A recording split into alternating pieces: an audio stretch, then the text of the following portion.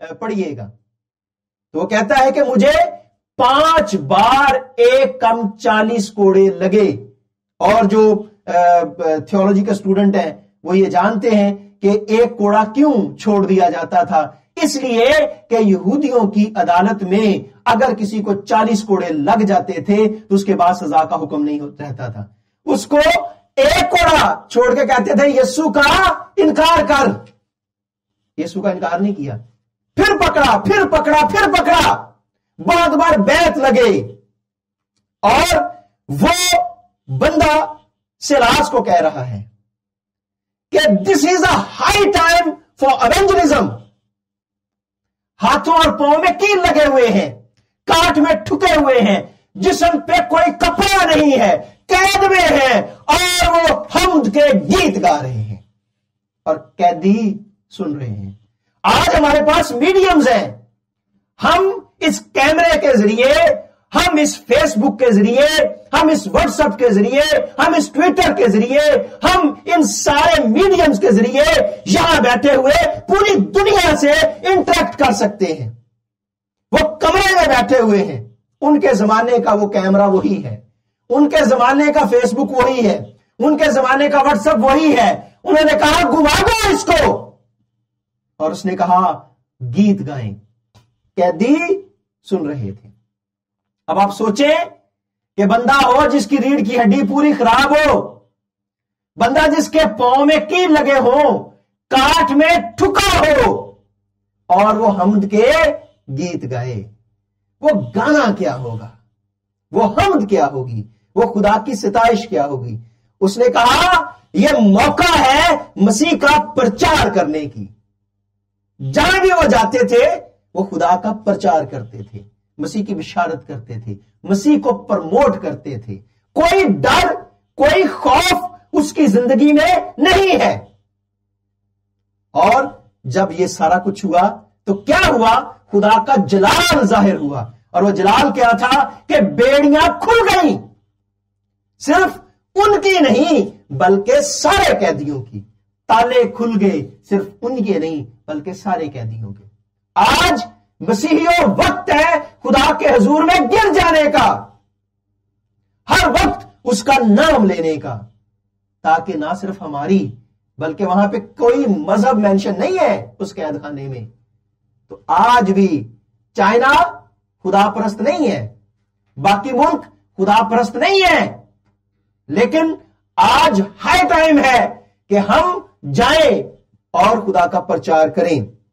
This is a high time for evangelism, کہ ہم سب کچھ لوگوں نے بتا رہے ہیں کہ لوگ ہاتھ دھوئیں, لوگ ماسک پہنیں, لوگ جو ہے وہ باہر نہ نکلیں.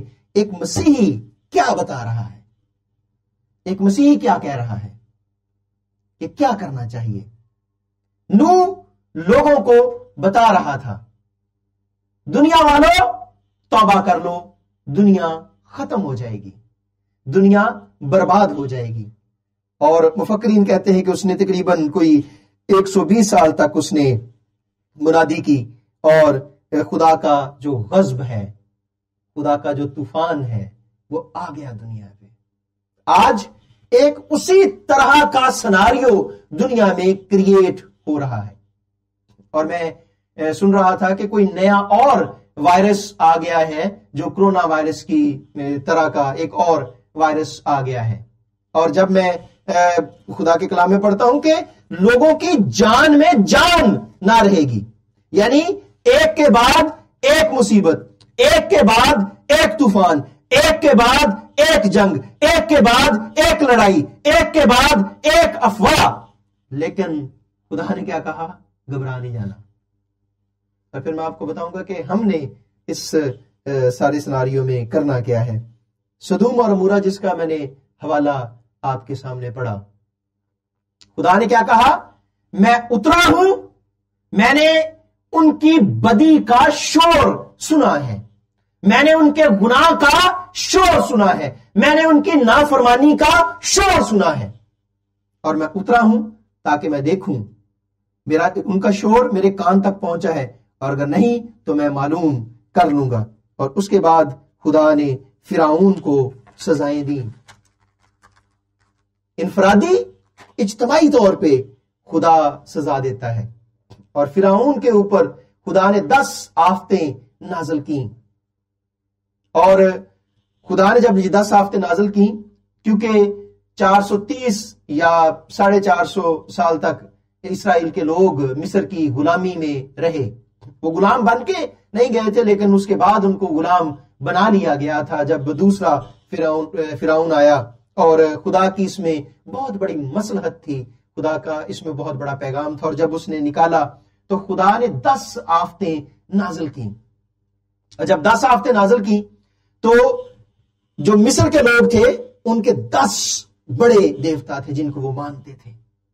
اور 10 دیوتاؤں کو جب وہ مانتے تھے تو خدا نے وہی آفتیں نازل کی جن پہ ان دیوتاؤں کو کمانڈ حاصل تھی. یعنی جو رے دیوتا ہے اس کو سورج پہ کمانڈ، یعنی روشنی کا دیوتا ہے. جیسے سخمت ہے، حکت ہے، اور بہت سارے ان کے دیوتا ہیں جو مطلب زندگی دینے والے اور جو جان لینے والے، اور جن کو جوؤں پہ اختیار تھا، جن کو پانیوں پہ اختیار تھا. تو خدا ایکچولی ڈائریکٹلی ان کے دیوتاؤں کو چیلنج کر رہا تھا. آج بھی جب ہم دیکھتے ہیں تو خدا اس سارے سناریوں میں ہمارے ضمیر کو، ہماری کائنات کو، ہمارے لوگوں کو جھنجھوڑتا ہے. جب 3 دن اور 3 رات کے لیے وہاں پہ اندھیرا ہو گیا، لیکن جہاں پہ خدا کے لوگ ہیں وہاں پہ اندھیرا نہیں ہے. جہاں پہ خدا کے لوگ ہیں وہاں پہ روشنی ہے. جہاں پہ خدا کے لوگ ہیں وہاں پہ روشنی ہے. اور آپ اس حوالے کو جو خروج کی کتاب میں ہم دیکھتے ہیں، جو 10 آفتیں ہیں. اب آپ دیکھیں ایک ہی ملک ہے، اور ایک ہی ملک میں جشن کے علاقے میں روشنی ہے، لیکن جہاں پہ باقی لوگ ہیں جو مصر کے لوگ ہیں وہاں پہ اندھیرا ہے. اور خدا اپنے لوگوں کو نور سے تشبیہ دیتا ہے جو ہم نئے عہد نامے میں دیکھتے ہیں. مینز جہاں پہ ایماندار ہیں وہاں پہ روشنی ہے، ایماندار ہے وہاں پہ ہوپ ہے، ایماندار ہے وہاں پہ زندگی ہے. آج ہم وہ نور ہیں. ہم کس طریقے سے دنیا کو ہوپ دے رہے ہیں؟ لوگ کہتے ہیں کہ آپ آئسولیٹ ہو جائیں. حکومت نے کہا ہے کہ آپ یہ ساری چیزیں بند کر دیں، آپ سارا کچھ کر لیں. مان لیا ہے، سب کچھ ہو گیا ہے، ساری چیزیں ہو گئی ہیں.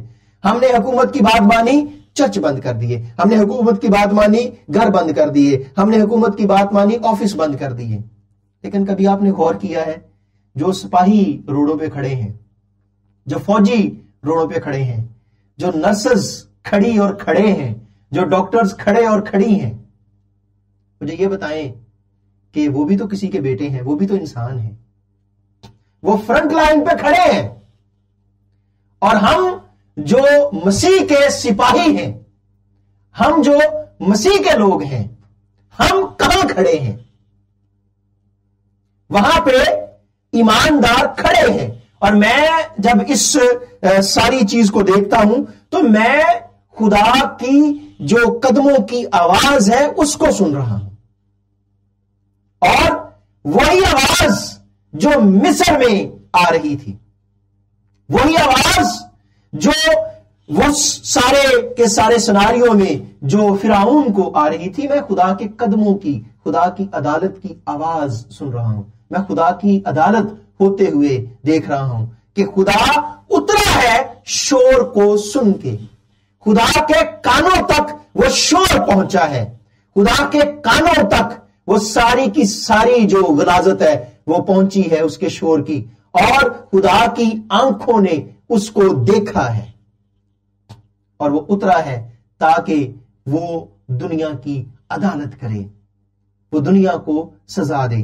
اور خدا نے قوموں کو سزا دی ہے، خدا نے امتوں کو سزا دی ہے، اور خدا نے دنیا کو سزا دی ہے. جیسے اس نے سدوم اور عمورہ کی قوم کو سزا دی، جیسے اس نے جو فرعون کی قوم کو سزا دی، جیسے اس نے دنیا کو سزا دی، جو اس نے نوح کے طوفان میں پوری دنیا کو اس نے سزا دی. پوری دنیا گناہ میں گر گئی تھی اور خدا نے پوری دنیا کو مٹا دیا. اور خدا کے کلام میں خدا نیک کو بد کے ساتھ نہیں مارتا. مجھے آپ نے بھی دیکھا ہوگا ایک میسج بڑا وہ وائرل ہو رہا ہے کہ آپ اپنے سٹیٹس پہ جلتی ہوئی موم بتی لگائیں. اور میں آپ کو بتاؤں گا کہ ہمیں کیا لگانا چاہیے اور کیا نہیں لگانا چاہیے. ہمیں سٹیٹس پہ اگر لگانا ہے تو کیا لگانا چاہیے.